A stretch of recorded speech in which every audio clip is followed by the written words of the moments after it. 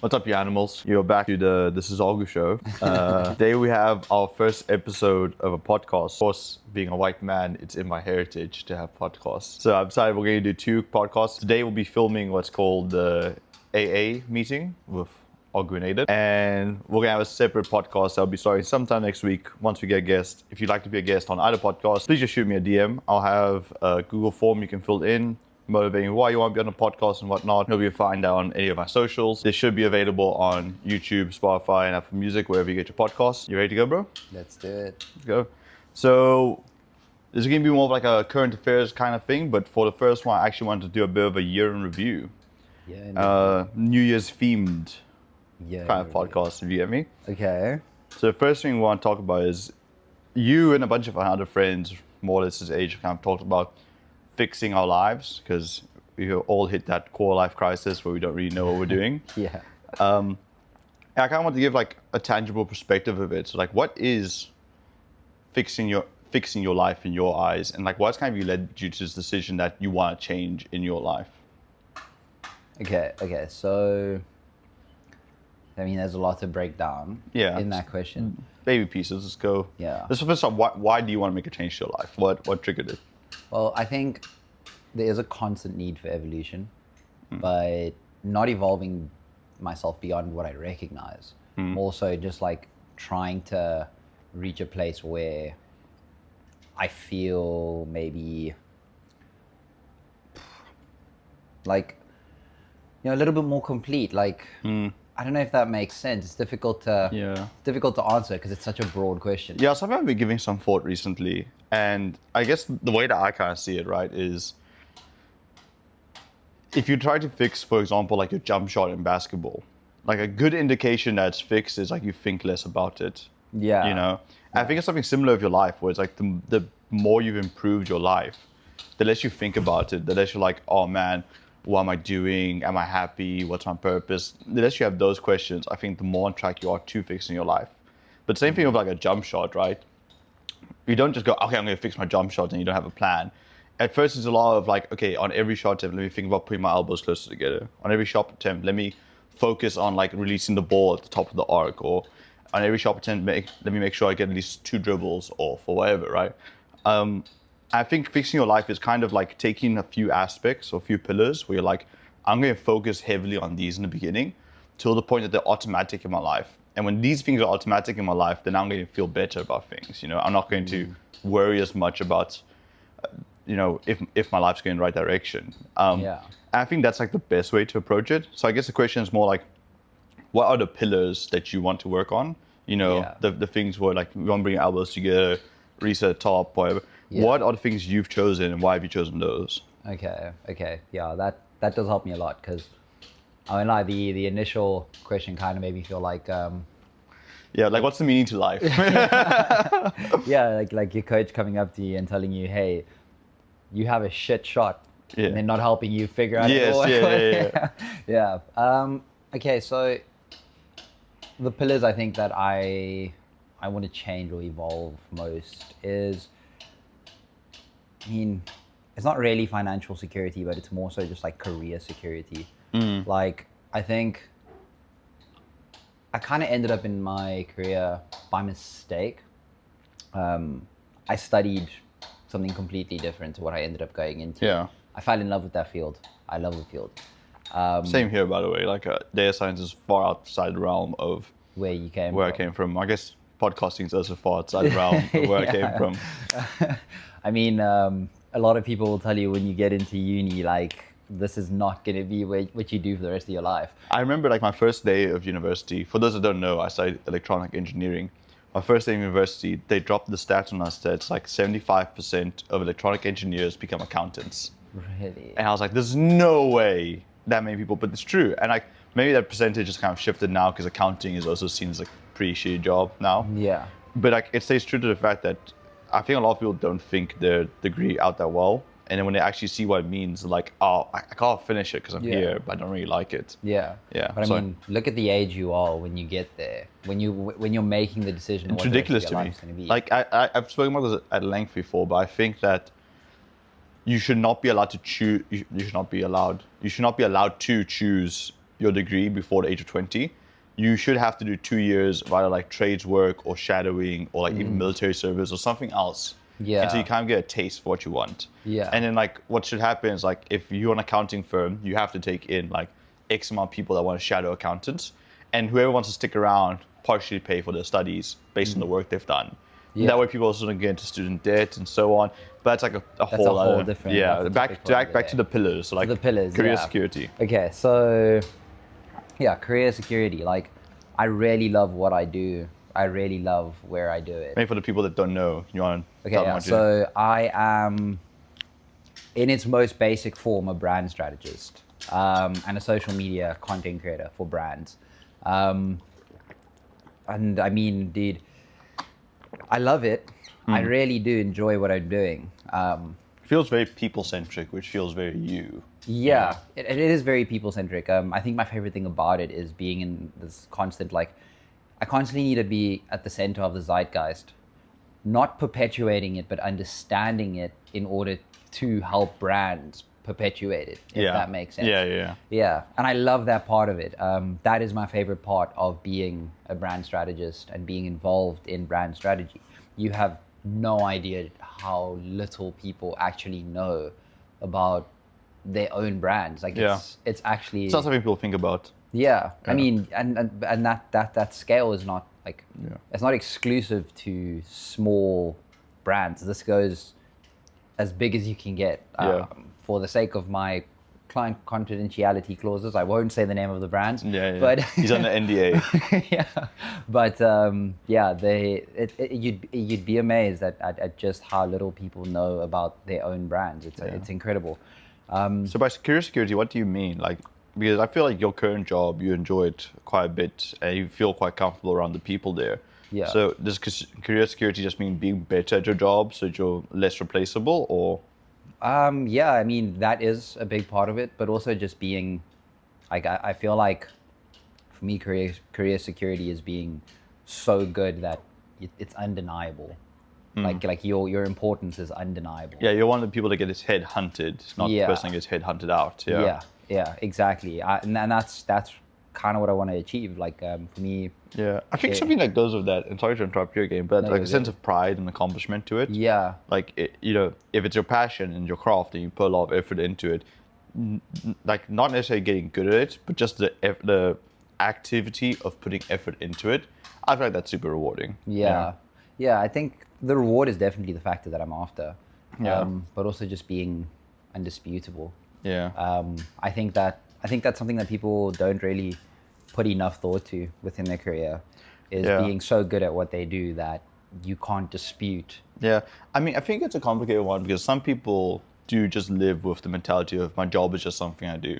Yeah. And power to them. Like, I think, we jump through a lot of hoops to have this work-life balance that people that don't care about the jobs just intrinsically have. Yeah. And it's like that the Mexican fisherman story. It's like, if you already like what you're doing and you have no problem with it, then there's no need to change it. Like, you've already won the game. Yeah. Right?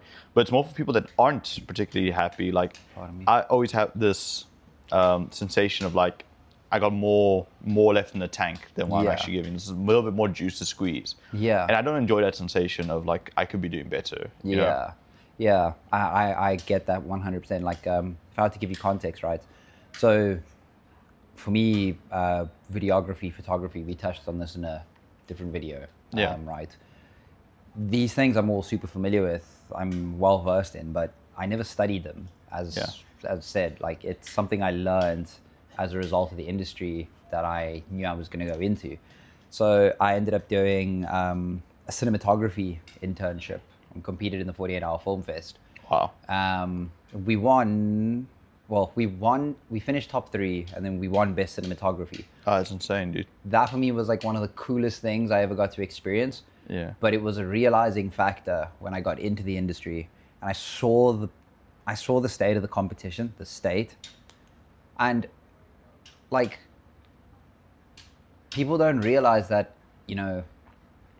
there's a level of like the level of talent that is demanded, like the baseline for it is so incredibly high.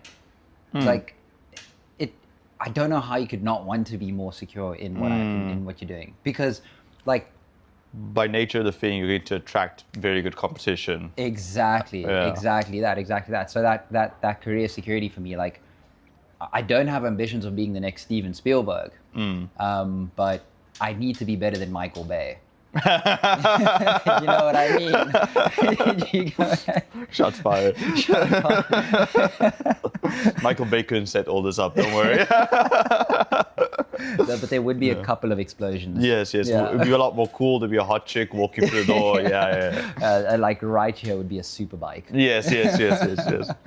Okay, so I think career security is a big one. What's another pillar that you want to work on this year? For me, it's got to be like relational. Like friendships and stuff? Or do you mean romantically? Not so much romantically, yeah. Okay. Like, I think in the last couple of years, so we've been friends for about a year now, right? Yeah. And in that time, like, I think there's been a lot of progress for me on a personal level with relationships and but this being friendly. Yeah.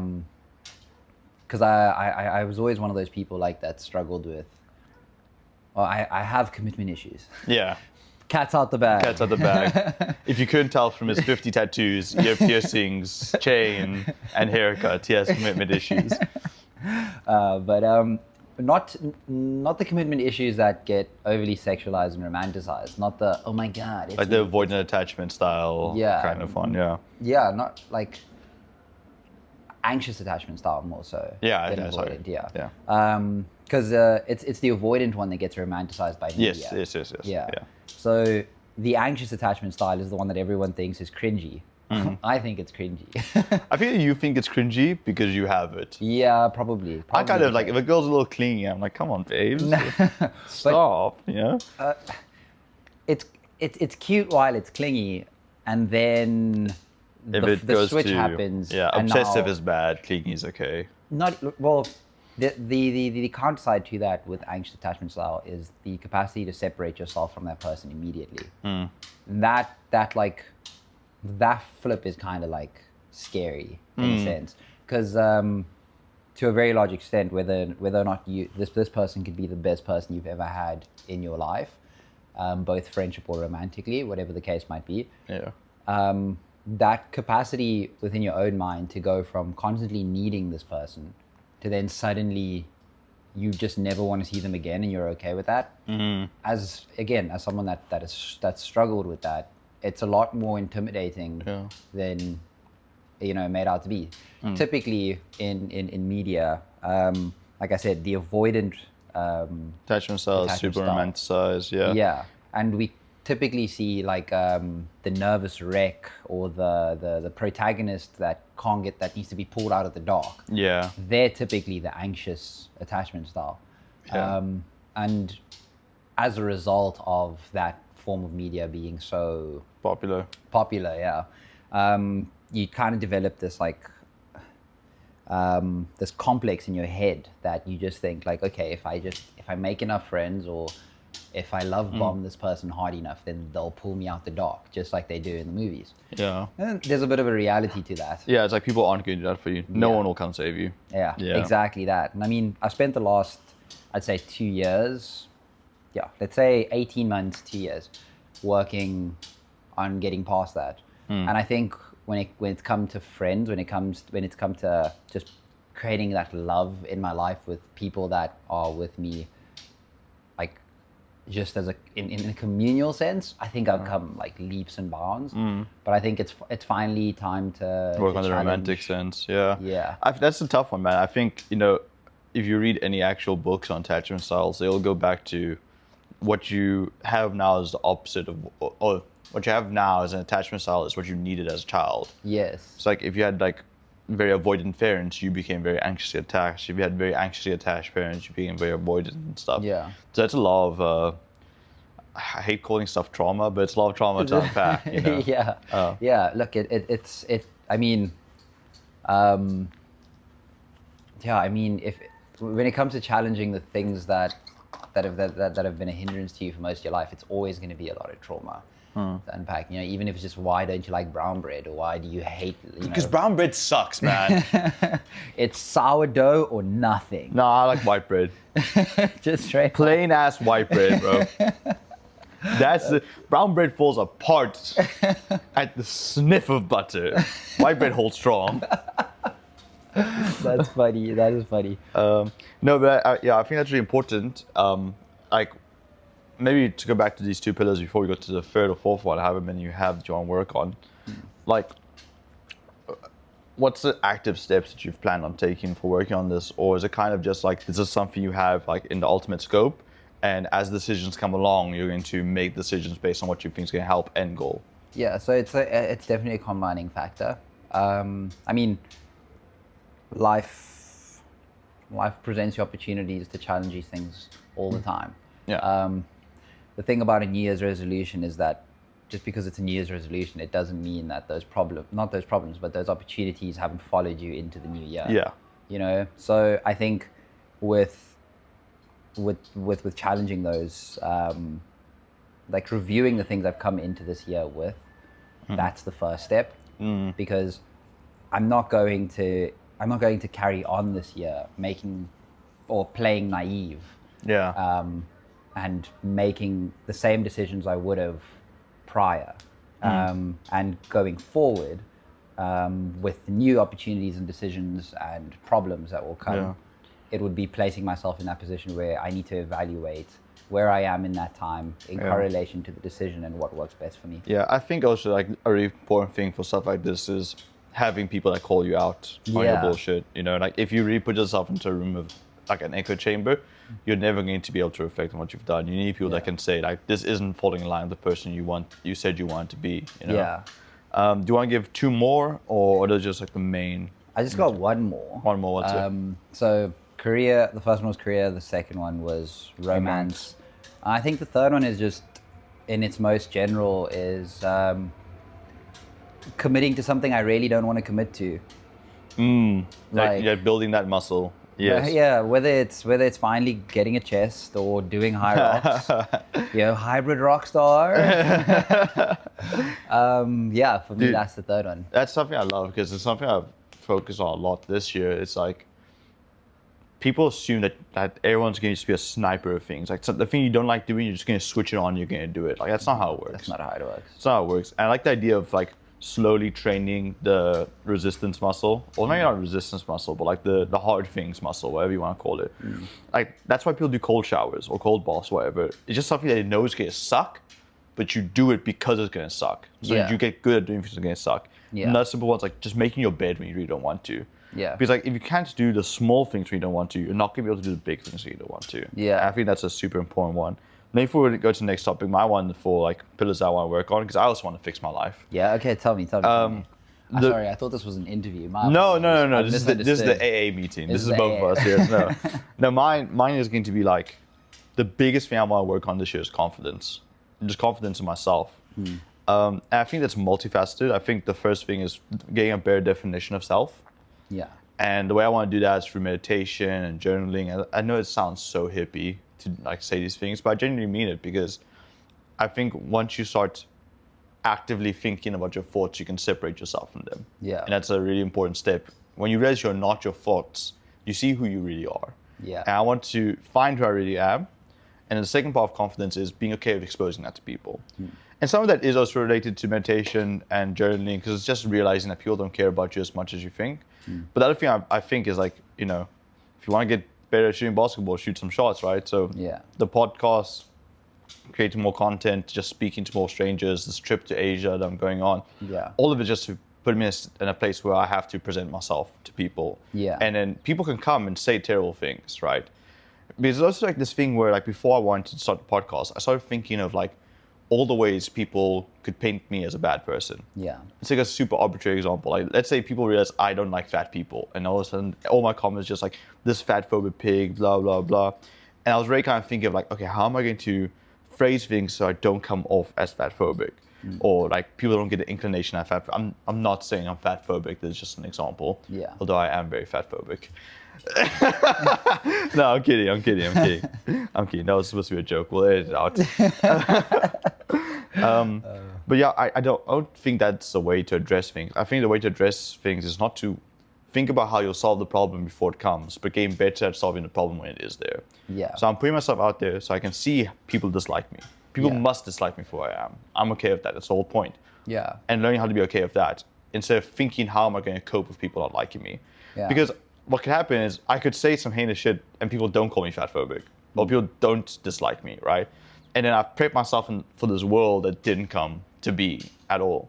So that's the way I'm kind of tackling the confidence issue, is like finding myself out more and putting myself in places to be judged, just so you Yeah. can see it's not that bad. No, I think to a very large extent, like it's got to remind you of the example of like failure equals progress. Yeah. Because you need to be judged in order to, you need to be judged in order to know how to ignore judgment. Yes. And you need to be able to fail to know how to get up again. Type. Yeah, no, 100%. So I'm ready for all the hate comments. You can send them my way. Like the one thing I was thinking the whole time while we were recording the first video was, oh, everyone from my high school is going to think I'm so cringy.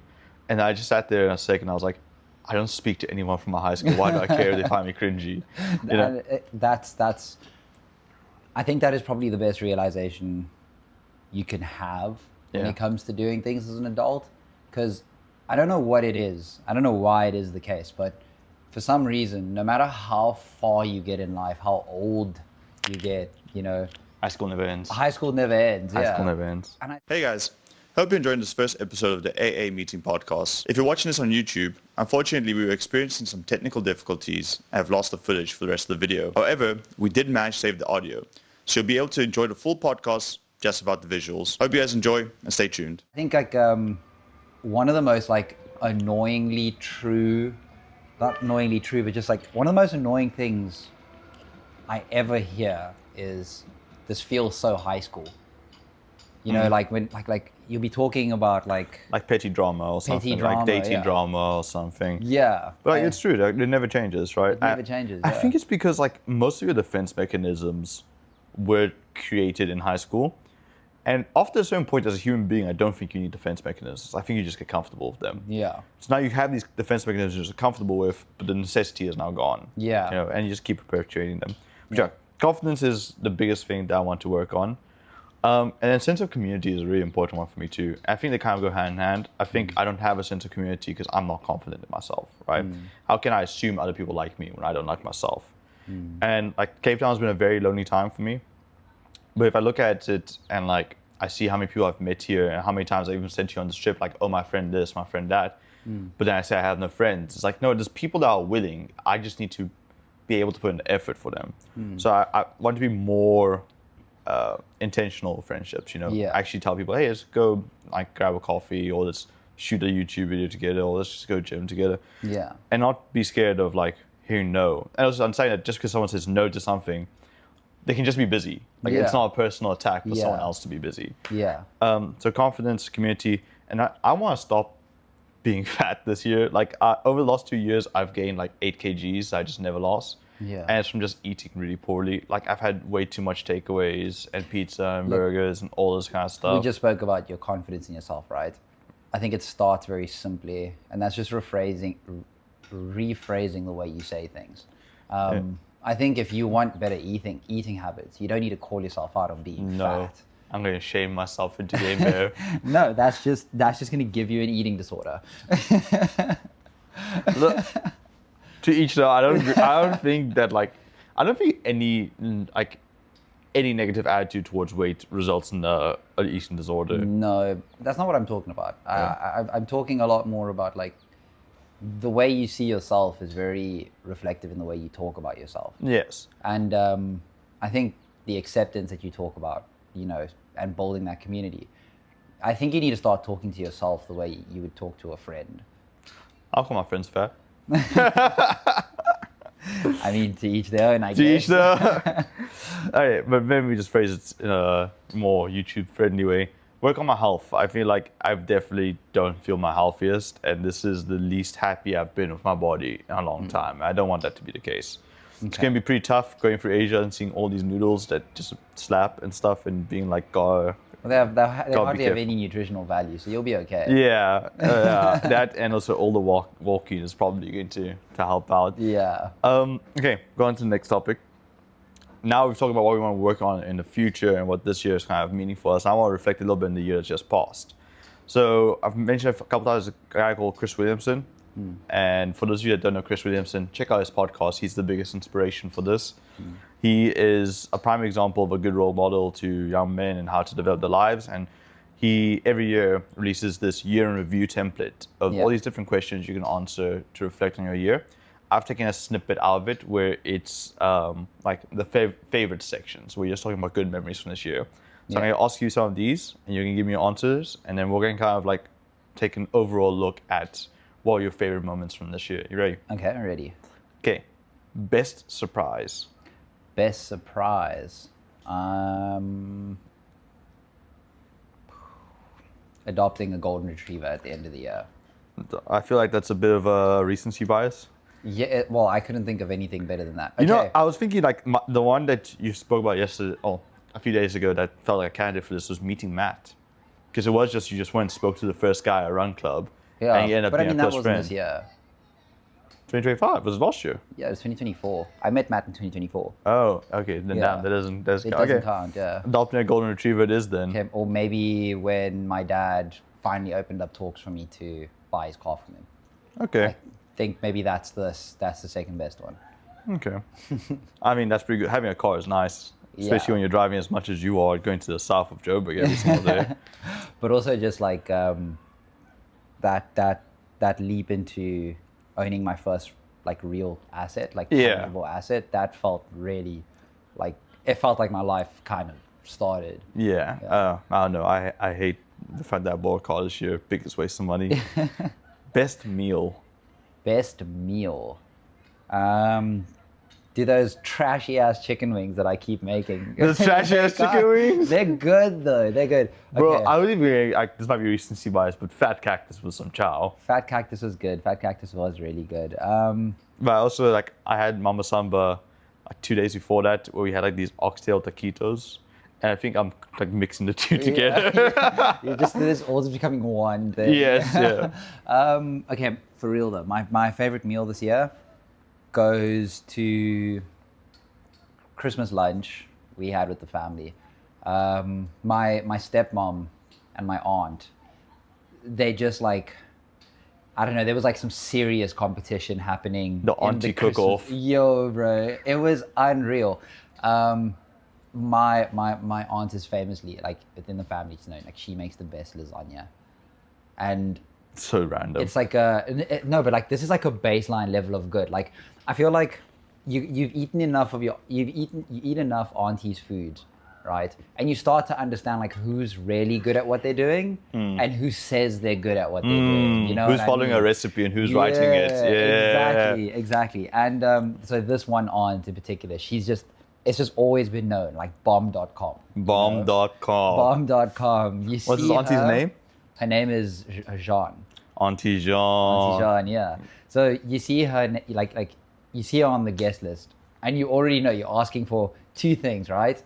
It's lasagna, and the second item is peppermint crisp tart. Oh, Bro. dude, talk nice to me now. I love peppermint crisp. That stuff, so good. I think we might have to go get one in the coming weeks, in the coming days. If I lose enough weight. But yeah, sorry. So best meal to wrap up on that. Best meal. Christmas lunch. Yeah, it was Christmas lunch with Jean, with my family, and it was definitely between my stepmom, because she made the most bomb ass gammon ever. Oh. It was unreal. That's the South African special right there, bro. Yeah. Oh. So between the gammon, the lasagna, and the peppermint. cheesy, what's it called? Cheesy broccoli and cauliflower. Oh, I hate And that stuff, bro. You just gotta have it from the right sauce. You just gotta have. I hate You just broccoli. gotta have it from the right sauce. I But also yeah. like this point where I ate enough cauliflower to be considered a white tree, and like I just so over it. Okay, next one is coolest new experience. Coolest new experience. Well, I hiked Lion's Head for the first time a few days ago, so that's fresh in the memory. Lion's Head was pretty sick. They almost died on the way down. Yeah, I think that is going to be that's going to become a core memory for me. I can tell you that for fact because I'm typically very erratic person. Yeah. I do what I want to do when I want to do it. You know, I think for this one I had driving down with you to Cape Town because it was the first time I made the Really? drive ever, and it was such a fun time, man. That's true. That was is such a good one.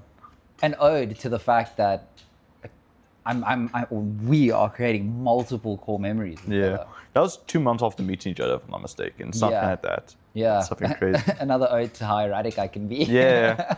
But We yeah. both didn't have any friends, and here we are. Okay. So yeah. Favorite weekend? Favorite weekend? The weekend I went to go see Travis Scott. Wow.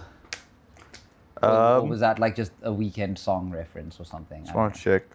No. I'm looking because I remember there was like a favorite concert, but I'm not seeing it here actually. So we'll go Travis Scott concert was the best weekend. Yeah. Okay. Favorite first meeting? Someone you met for the first time? Whoever I made a new friend in recent time. I would actually say like maybe the girl that I'm speaking to now. I think. We won't name drop her. Yeah. I'm also here though, and you met me this year, but whatever. But I feel like. I'm just going out. She'll see this. Yeah. She can know you're smitten then. Okay. No, it was just like it was just like we went on a very casual date. It was supposed to be like an hour. It was literally just like, okay, can you go have lunch, like evaluate, and then call it. You know, you go on enough first dates, and eventually like You learn the tech. you learn. Yeah, exactly. And then they lose that excitement that makes it like, oh my god. Yeah. So the fact is, like, we went on this first date, and instead of it being an hour, we ended up being there until the place closed. Oh wow. So from like 12 in the afternoon So like 9 in the evening, 10 in the evening. Yeah, 6, 7. 6, 7. But yeah, no, seriously. So a good 6, 7 hours of each other's company. That's intense. Yeah. That's a lot. Okay. Favorite new city? Have you been to a new city this year? No, I haven't. No. We'll have an A on that one. Yeah, sorry. He's not traveled like that, ladies and gentlemen. No. Favorite new emotion? Favorite new emotion? The raw level of excitement I experienced at Travis Scott. I don't know what to call that, but I have never been that like that energy was palpable. Yeah. I don't know, man. Travis Scott's kind of mid, but you seem to like him a lot. Man, if I show you some of the videos from that night, like it was just. Haven't people like died at Travis Scott concerts before? I'm living, so. I'm living. No, but that just speaks to how exciting it is that people like Yeah. get like Yeah. stomped on and shit. Yeah. Other Oaks ain't crazy. It's insane. Like genuinely. So I mean, I've seen some big artists in my time. Like I've seen Mariah Carey live. That's insane. Yeah. A whole concert of Christmas songs. It was just one song. It's just one song. And it actually went on December 24th. No way. No, but I mean. Mariah never changed. Mariah never changed. No, yeah, I've seen Mariah Carey live. I've seen Miramasa. I've seen Amine. I've seen Black. I've seen some good artists. And live. nothing Could compares. compare to that. It was unbelievable. Okay. Favorite new walk? Favorite new walk. If you don't I've have actually one, you need quite to walk more. enjoyed- No, like I don't really walk. I have ants in my pants. So, just any opportunity to start running, and I will start running. You're just a dog. Yeah. Deep down inside, still a dog. I think our prom walks have actually been like probably my favorite walks for the year. Well, for 2025. Dude, I'm a basic bitch. I love a prom walk. Yeah? That stuff, that's the one thing Cape Town does right. That is a scenic That place. is a scenic place. Yeah. Okay, favorite new friend? Favorite new friend, definitely you. I think that goes without saying. Okay, I was hoping, because I was giving you some chances. And you went I like, was giving you some chances. favorite tour? Favorite tour. Yeah. I think when we went to Stellies with your brother. Oh, That's a core memory day. My second last day in the city before my flight the next day. yeah. Do you remember This- that guy? We had a waiter at this one restaurant, Yeah. and it was like, well, it was a bar in our restaurant, and he comes to get a drinks order, and we're like, what do you have on tap? And he's like, what do you mean on tap? And we're like, we thought he was like messing with us, like you're like a draft. He goes, oh, like a big glass. Well, yeah. What even the big glass is? He's like, I don't know. We're like, are you new here? He goes, no, I've been working here for months. That was not a real interaction. That could like I. No, do you remember like the best part was like we asked him, what local beers do you have? And he says Guinness. Yeah. Oh no. Like, no, I think we're a long way from Ireland, my yeah. friend, yeah. And like they had Black Label, but he didn't mention it. Black Label's not a local beer. Bro, it actually is now. It's not manufactured in South Is it? Africa. It Okay. started off as a Canadian thing, Oh, yeah. okay. I might be wrong about that. Don't Don't fact check me. don't fact check me. Favorite day? Favorite day? Sure. That's difficult. I feel like there was a lot of highs for me in 2025, so it's very difficult for me to point out any. First one that single comes to your moment. head. My dad's wedding. Oh, that one's cute. Yeah. That one's wholesome. That's getting sent to the family group chat. Okay. Oh, I can't type. Oh, I put weddings. Your dad got married multiple times. That Okay. Most dog. intense week. most intense week. Yeah. Oh, definitely the week my coworker left me, or left the company that I work at. That remember was, hey? I remember that week. Yeah, that was rough. That was rough. That was where I realized my capacity for career growth. Yeah, that. Okay, this one I'm not going to let you talk about in person, but it's best sex. We're not going to. We're not name He's a dropping. God-fearing Christian. He's not had sex before marriage. Come on, people. Favorite artist? Favorite artist? Just from the year in general. Not someone you had to have seen live. Just like the song. Drake. I listened to That is 4,300 the most minutes. colored thing you have said all day. Really? Dude, I Drake. don't know. I feel like I'm on my white boy move. The white boy move? I'm on my white boy mojo. She asked me, do you love me? It's not only partly. No. I'm not even talking about like the cringy I'm referring to the Ice Blue Mink. zesty Drake. Zesty Drake. Zesty Drake this year, man. I kid you not. Like I want you to introduce me to your pop. What's it? I want to introduce you to my mommy or something like that. what introduce you to your mommy? Oh, no, I'll do that. No. Mi amor. No. No, not even that. Like Even zestier? even zestier. Like there's just something about like when Drake mixes the three energies of like zesty, gangster, and like heartbroken. I can't. What's the name of the song? I think it's like. Bro, stop. Well, no. Okay, but basically it's F my ex. Like that's the hook that's on repeat the whole time. But one of the fuck lyrics Kyle. is, but literally one of the lyrics is like I don't know, something. It's like they dropped you on your head when you was one or something. Like That's who thinks of that? And why does it go so hard? probably someone from Reddit that you stole it from. Favorite song from the year? Favorite song from the year? I don't have a favorite song from this year, but I have a favorite song that lasts me every year. Like it's just always been my favorite song. What's up? Kiss the Breeze by Sticky Fingers. I was expecting drama, but it's okay. No, Drama is our song. That's why it Drama should be is your our favorite. Okay, and then one last one. Favorite quote? Favorite quote? Difficult. That's a weird quote, but okay. Hey? That's a weird That's quote. a weird quote, but okay. I don't know. I think it's going to be the quote that's tattooed on me. Which is? Mizu no kokoro. Mind like water. Mind it's a proverb. like It's water. It's not a Proverb. quote, but it's a proverb. Proverb. Proverb, sorry. Proverb is a verb that went pro.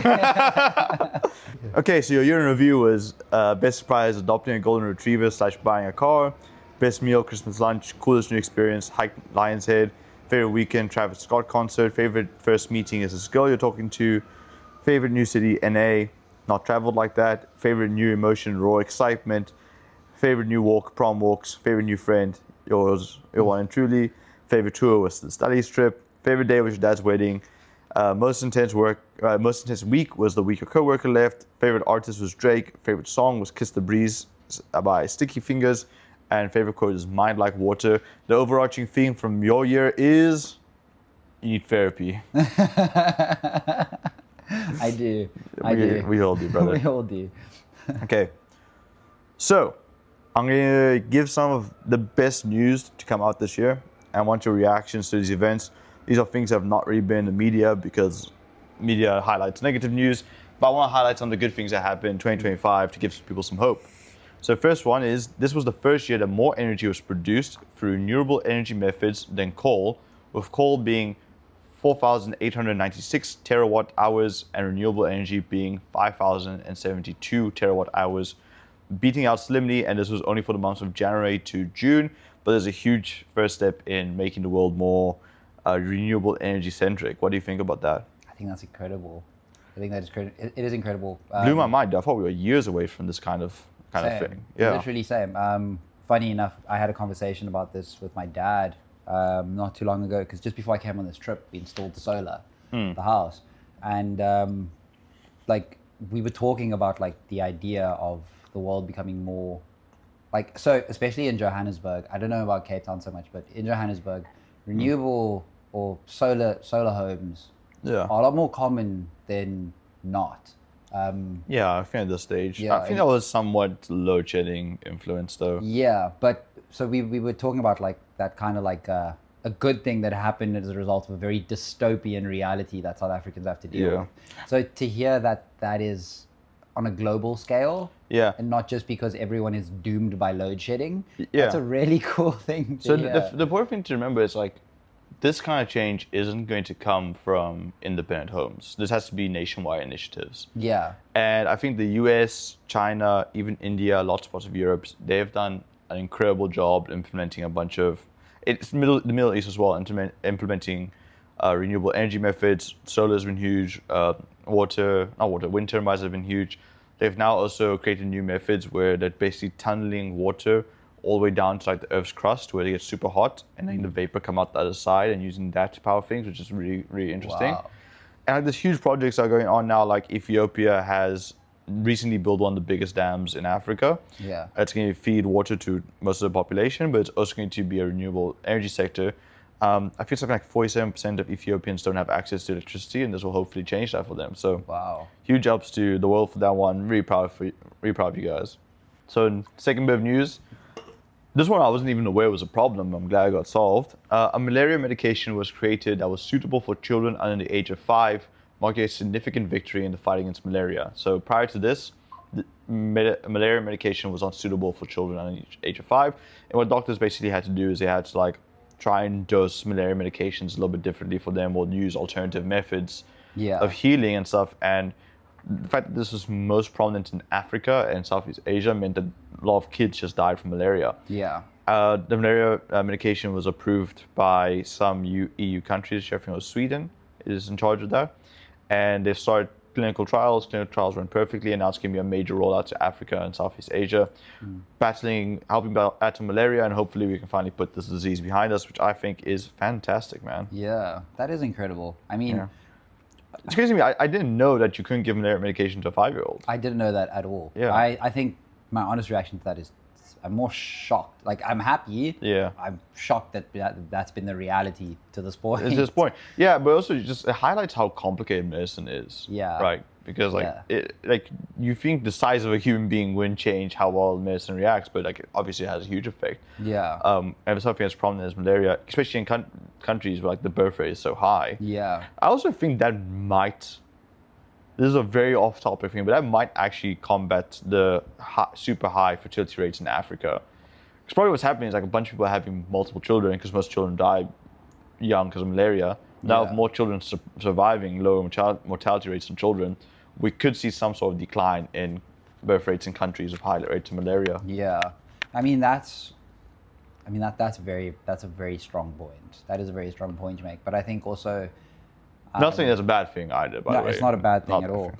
I think it's also just like I think it offers a baseline hope of, greater welfare within the country. More than anything, I think that's something to be excited about, is that like, if you'd hope that the more people that are surviving these illnesses, it also brings the opportunity of greater, economic growth. I don't. 100%, 100%. I think Africa's doing a lot of great things. I Yeah. think it kind of gets stepped on because of the endless corruption and wars we have. But there's some really great things happening in Africa. I think Ethiopia, Egypt, even some parts of Nigeria are doing great things in this world. Unfortunately, a lot of bad things also happening in this country. But, But I think am that's a global truth. global truth, and I am a very, very hopeful optimist. Yeah. This is a really cool one that I didn't know was a thing, but is insane that's happening. So French Polynesia, which is a French territory out like in the Asia region of ocean between America and Asia. They created the world's largest marine protected area, is on track to achieve their 30-30 plan, where they aim to protect 30% of the world's marine life by 2030. Wow. So they basically made sanctioned areas where you cannot do certain types of fishing, and there's a huge emphasis on marine life conservation. That's the word. Yeah. And they hope to expand this area by next year as well. And I don't know, man, 30% of the world's marine life. It's crazy because it's something you don't think about often because there's so much water that you just like don't think that there's a problem there. But there definitely is a problem there. And I think especially in like that part of the world with like Samoa, Tonga, all these countries, the amount of plastic pollution is ridiculous. And the fact that there's a safe haven for that, and that we will hopefully have fish when our kids are walking around, I think that's super sick. And it's interesting that French Polynesia, such a third world country, that I think the population's smaller than Cape Town, Yeah. that they're the ones to like lead this initiative, you know? Yeah. Yeah. Like, I think more than anything, like, the eating of fish is one thing in the future that's to be excited about, but I think it's just also the idea of these people being able to preserve the things that are home for them. I think that's incredibly heartwarming. Like, Yeah.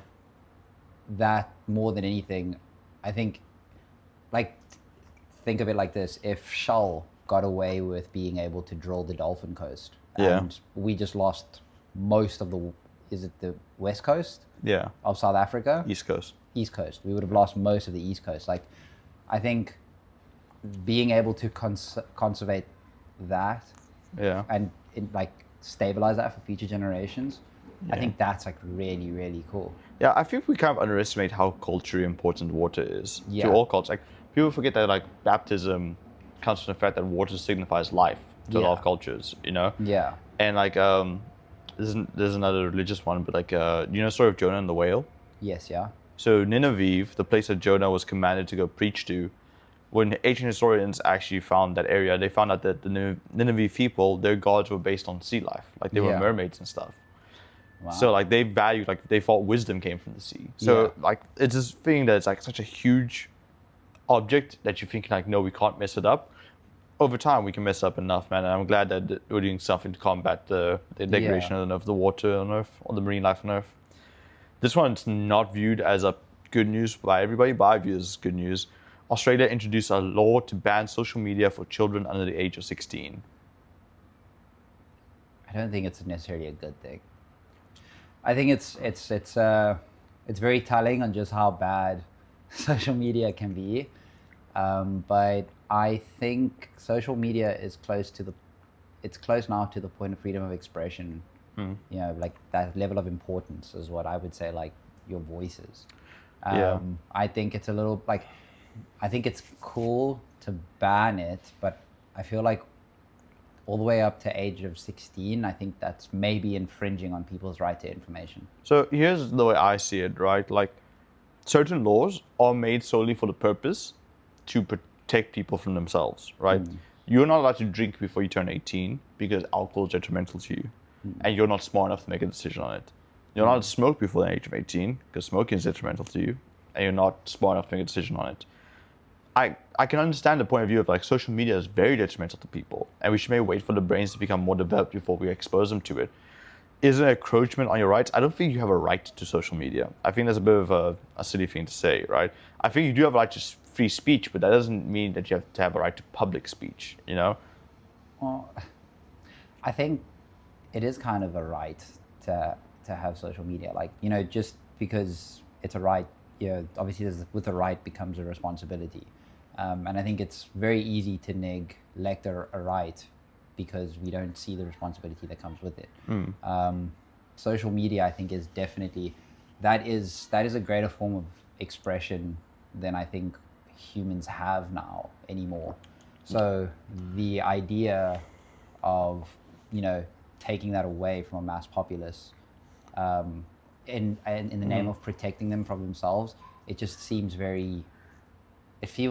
Something about it just makes me feel like that's a bit oppressive. Yeah. In some way. Well, look, Australia is known for that. They're the ones that banned nicotine for anyone born past 2006. Yeah. Yeah, but maybe a better question to ask then is like, do you think there should be an age where people are old enough to bear the responsibility of social media? And what would that age be then? Is it much younger than 16, say 12, 14 years old? I don't think any form of social media or there should be any age where it's an unbanned thing. I think there needs to be greater contingencies and greater, repercussions put in place for the misuse of it. I don't think it should be outright banned, but I think a ban should be earned. You know what I mean? And I'm not talking about like a shadow ban or an Instagram ban. You can't access your account, but you can make 17 other duds. Yeah. I mean, like, attach IDs and social security numbers and all of those things to social media so that people have a tangible form of loss attached to their social media. Make it weightier, you know? Make people use their real names so you can't have burner accounts, stuff like that. Exactly that. Yeah. I think this is like, look, it's also it's a very interesting way of trying to police the problem, because I feel like this under age 16 ban is going to be a lot like the under age 18 ban on Pornhub. Yeah. Which is like, I'm 18, I swear. 18, yeah. Exactly that. And the thing is, that's when it becomes more malicious. Sorry to break your word, but I do think that's when things become more malicious. When you oblige, like, when you attach obligation to something that is known to be bad, that's when it starts being done in secret. And when it's done in secret, I think that, like, it just becomes so much more dangerous. Yeah, look, this could be a whole podcast topic on itself. Yeah, but I think I enjoy the idea of it. I think it's good that we're starting to have conversations of like, this has definitely done a lot of damage to people, and we should find ways to mitigate this damage. Even if the first step isn't correct, at least it's a step. At least it's a step. Yeah, that's true. Yeah. Okay, this one I think you'll like a lot. Ireland has created the universal basic income for artists. Or I should say, has maintained the universal basic income for artists. This was applied under COVID-19 when artists couldn't perform and therefore couldn't make money. They instituted this basic universal income with, I guess, weekly stipend of 325 euros. Now, the average weekly salary is roughly 1,000 euros in Ireland, but this is enough to cover basic housing and whatnot for artists that are struggling to make money. Yeah. I think, like you just said about the previous topic, like, it's a step. It's a step in the right direction. And I think, sure, I've got so many opinions on art and artists. But to a very large extent, I feel like it is the forgotten part of society. 100%. So to hear the fact that there is, even if it's just something, I'm not going to be ungrateful about it. I think it's incredible. I think something also note that average weekly salary, Ireland has become a hub for millionaires ever since they put really tax-friendly rules for businesses. So that could be very heavily skewed. Because I think 325 euros a week, that's 1,200 euros a month. That's like 12, 15K a month rand, maybe, even though it's euros, so it's more than that. So it's about roughly 20K, 24K a month. That's more than the average South African income. Yeah. So the fact that it's, people can live, and like, that doesn't mean that they don't get any other income sources. Like, if they still have a job, at least they're covering themselves and stuff. I think there's definitely, like, there should be some form of artistic budget within the government every year. Just because I agree with you, man. Like, if you lose art, then we lose a lot of society. And I'm not a fan of that. Yeah. So I'm glad it's something, and like, Ireland has become a pioneer for a lot of things in the world. And the fact that someone that is a pioneer in the world is now incentivizing people to be artists. I mean, Ireland has the second highest GDP in the world, per capita, I believe. Yeah. So like, now you are saying we are making a lot of money and we are going to willingly put some of that money towards art. I believe that's brilliant, and I'm very happy for that. So, what is some advice you would give a younger version of yourself based on this year? Based on this past year? How far back can I go? Any version of myself? Yeah. It can be 12-year-old you, 20-year-old you. Just some advice you give a younger version of yourself. So, I obviously started my new job this year. Yeah. Prior to this year, I worked a student job that was it was just exploitation in the name of your career needs this. Yeah.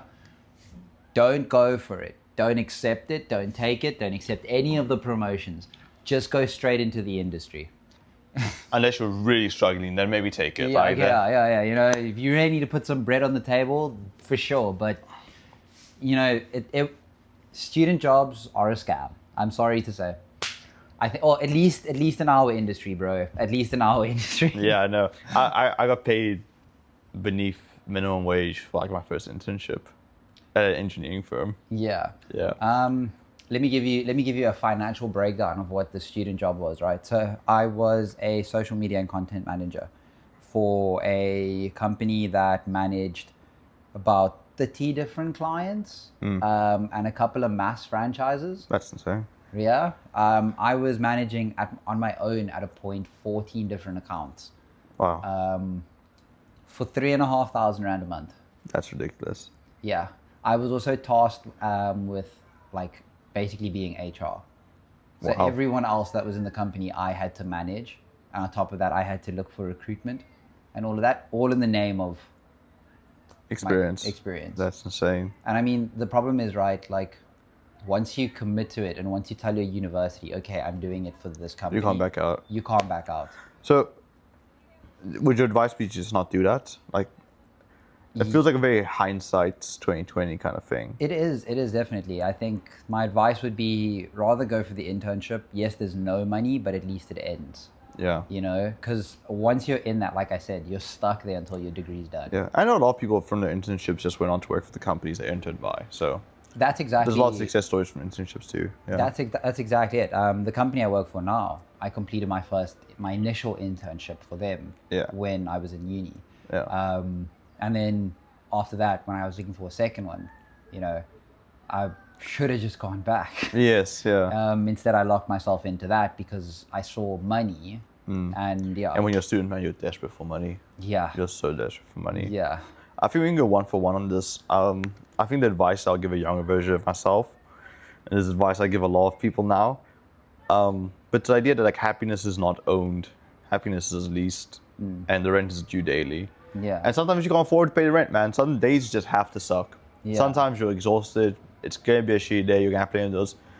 But if you ever assume that happiness is just gonna come to you, you're gonna be sadly mistaken. You know, Yeah. you have to go out there and work it. Happiness isn't passive. Yeah. And that doesn't mean like I know that we live in a society where it's like do more, do more, do more. And that's not what I'm saying.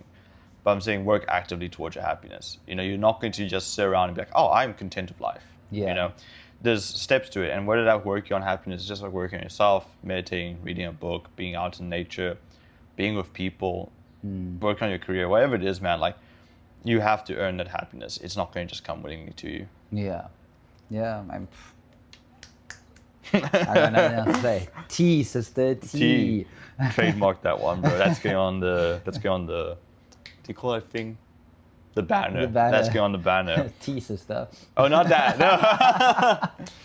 No. Okay. What's some other advice you give yourself, your younger self?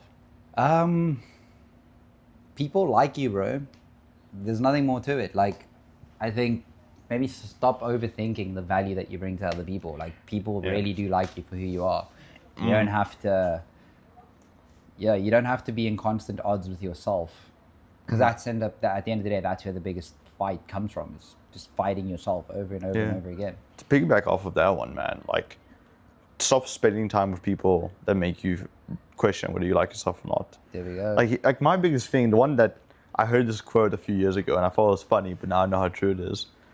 He said like, the guy said like, when you go on a date, be yourself. If you sit down there and you tell the girl like, I like to have sex with cat ears on and like a bedazzled necklace and like I like to take in an ass, 99.9% of women are going to say no, but that 0.01% is for like 8 million people in the population. Yeah. You're bound to find someone that likes you for That's who you where are. you belong. Yeah, like maybe like see a therapist too, but if you know who you are is truly who you are, and I say that like quite deliberately because a lot of people think they know themselves when they don't. But if you know yourself, you've sat there with yourself, you've pondered upon what you really want out of life, and you're like, this is just me, and you feel like the people around you don't like you, go find new people, man. Yeah. Like Absolutely. there's bound to be, like I'm telling you, everybody has friends. Yeah. Go find the worst person you know. He has friends. He has friends. So someone's bound to like you for who you are, man. Just keep looking for those people. And then, like, if you don't like the people that lead you to, then you probably don't like yourself. And that's another sign that you should work on yourself. Yeah. So it's the idea of, and this is a cliche, so I know it wouldn't hit home to younger Agu, but I really hope that it would. It's like you are the average of your 5 closest friends. Yeah. I think that advice gets repeated, and a lot of people are like, oh, I know, whatever, but like you don't. Yeah. I think it's until what happened to me was I hung out with some friends that I used to get along really well with, but I hadn't spoken to them in months. And while I was seeing the chats into them, I was like, I don't believe in any of these things that they're saying. I don't like this conversation. Like, I don't want to be like these people. Yeah. And it's not to say they're bad people. I appreciate them so much for who they were in my life and stuff, but at some point you do outgrow them. Yeah, simple as. Yeah, and like as. surround yourself with people that you want to be. Because now I look back to who I was and I see I was just them. Yeah. I was just like them. But also, I mean, to piggyback off what you're saying, you don't have to be the same version for everybody. And I think that's something that we don't, like, I think that's something that we've kind of tabooed as people. It's something we deem as two-faced, right? But I don't think that's true. I don't think it's true. I think code switching exists. Yeah. You know, like, you're not going to act the same way with me as you do with, like, I don't know, you're very artsy friends or whatever, you know? Well, or, I mean, never mind that, right? It's. I wouldn't go as far as to say, like, it's, like, a code switch or, like, a personality change.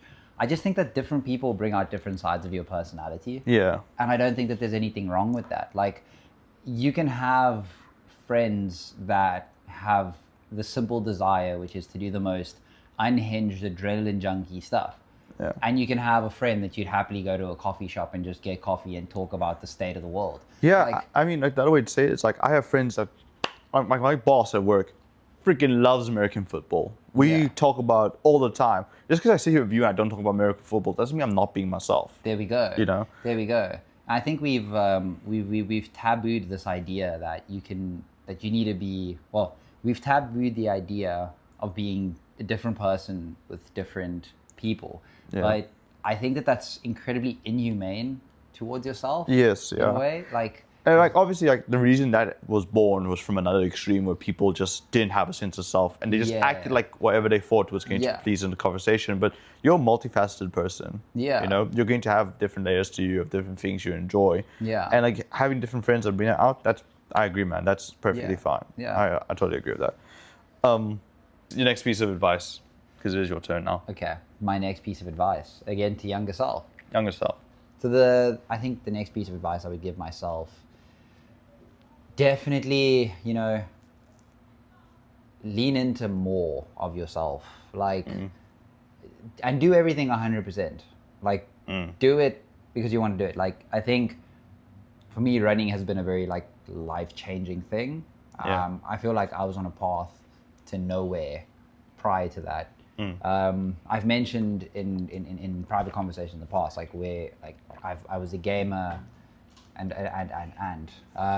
that was obviously, I was filled with a lot of regret towards, like, my football career that didn't go anywhere. I wasn't regretful of the football career that went nowhere. I was regretful for a sense of guilt that didn't belong to me. My dad wanted me heavily to be a footballer. You felt like you let him down. Yeah.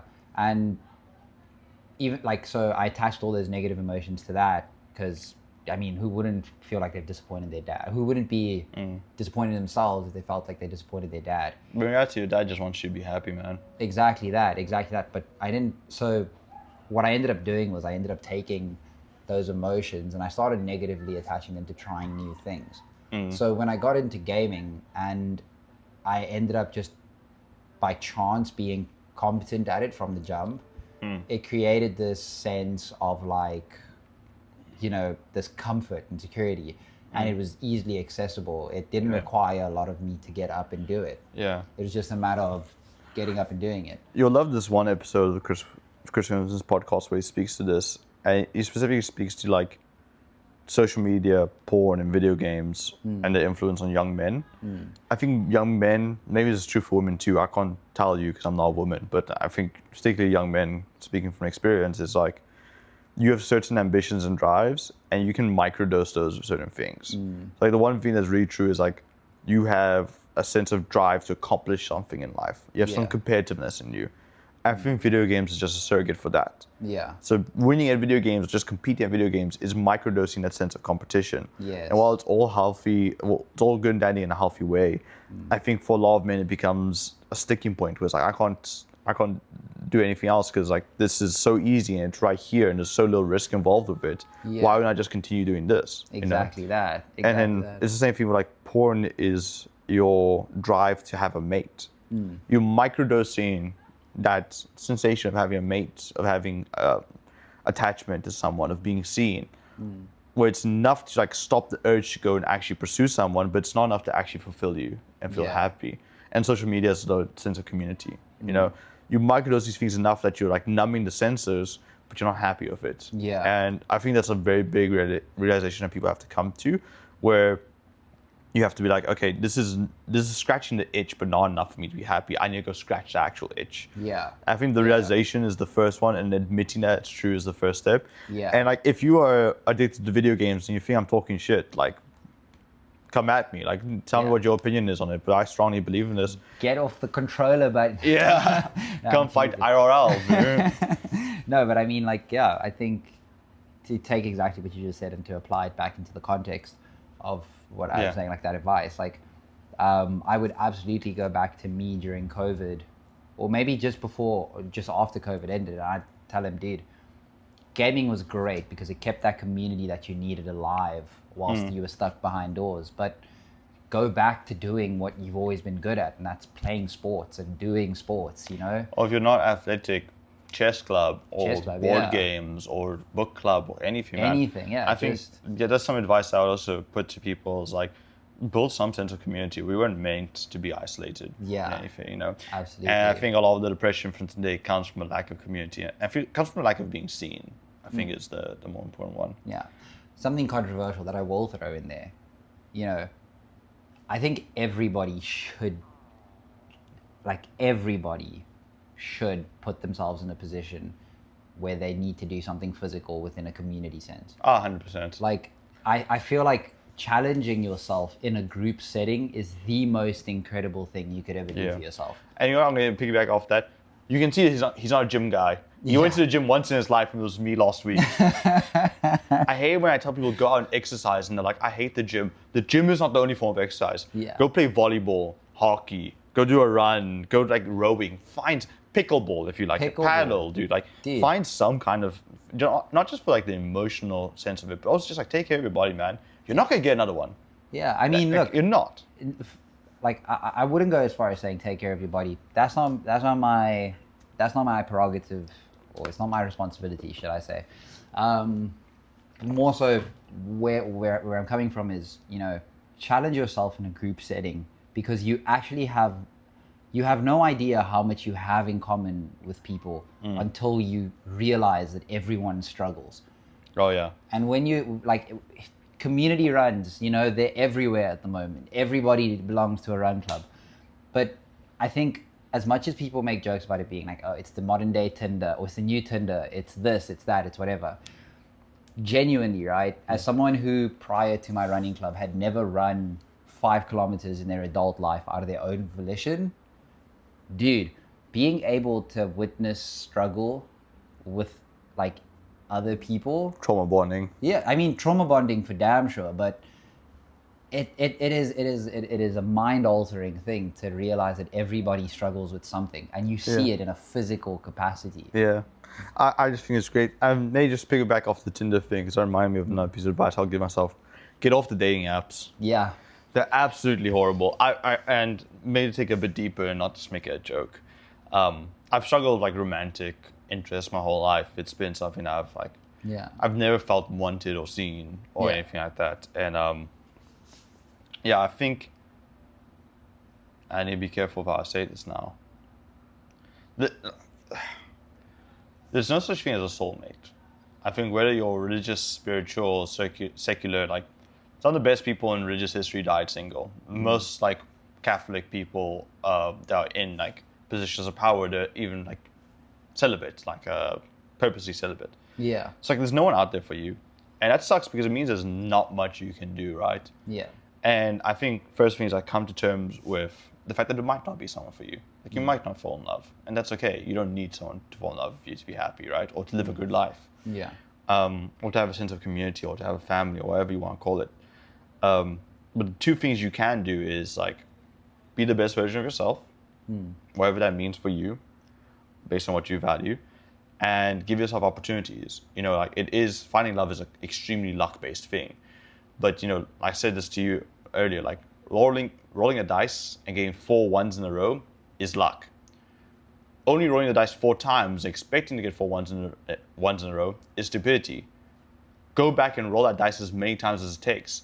If you roll it 400,000 times, somewhere, I promise you, you're bound to get those 4 ones in a row. So as long as you're trying and you're being the best version of yourself, that's all you can do. And if that's all you can do, make peace with it, you know? Yeah. Absolutely. Absolutely. Hey. Again, T, sister. T. Trademark that one. The 4 dice theory. Okay. We're going to end this off on super positive notes, and we're going to show some love. So shout out some people who made this a good one for you. Shout out some people. They made this year a good one for you, sorry. Okay. So you're going to be last on the list. Don't worry, you're on there. He has to feed my insecurities. I just know how my friends work now. No, I tease. Okay, so I think the 5 most important shout outs are going to be my best friend Olivia. Yeah. Can't be more grateful for that woman. So yeah, shout out Olivia, shout out Matt. Matt Bradshaw, bro. The GOAT. Such a good Incredible dude, yeah. Shout out my stepmom and my dad, they count as one person. Okay. I didn't know they were controlling at the hip like that. Shout out my boss, who's kind of become my mentor within the last couple of months, especially. And then, yeah. For me, so I'll shout out you firstly, because I really appreciate our friendship. I really appreciate you sitting here with me and recording these first few videos to help me get outside my comfort zone and actually feel confident in these. So like big shout out for everything you've done in my life, man. I hope this continues going forward. I feel like what I did was so inadequate now. I love making you feel inadequate. Then I want to shout out a couple of people in my work that really made me feel like wanted and seen and actually heard. Tyra and Luzon and my boss Olivia, they've all been like really great friends to me.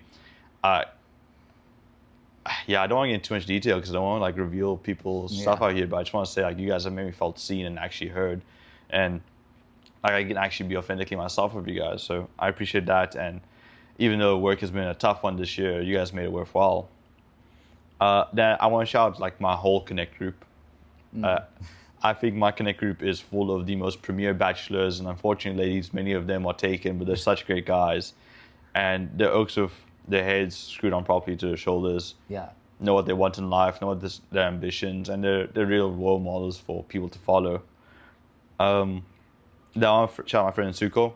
I said it to him a couple of times. Like we knew each other from high school, but knew each other in passing, and I knew he lived in Cape Town, so I moved down. Asked to do some gym sessions with him, and he's been a soldier. You know, we've talked about everything. We gym together, we run together, we hang out, and he's always been an ear to listen to my problems, a shoulder to cry on. And I really appreciate him. And then the last shout is like my mom. My mom is my best friend, and we've taken major strides in our relationship this year, and I'm just grateful. You know, like I had a pretty crappy dad growing up, and you know, a lot of people think that mean that I had a bad time growing up, but my mom was good enough to be the best dad and the best mom ever, and I really love her for that. So shout out to my mom. Okay, I think we're at time. We've been yapping for like an hour, 20 minutes, couple of breaks included. Any farewell message you want to give the people before we go out? Yeah, do more and think less. Do more, think less. That's a great way to end it. Yeah. So this is going to be the first episode of AA Meeting. We'll catch you guys hopefully monthly. If you have any comments, suggestions, topics you want us to discuss, let us know. And until then, see you next time, you filthy animals.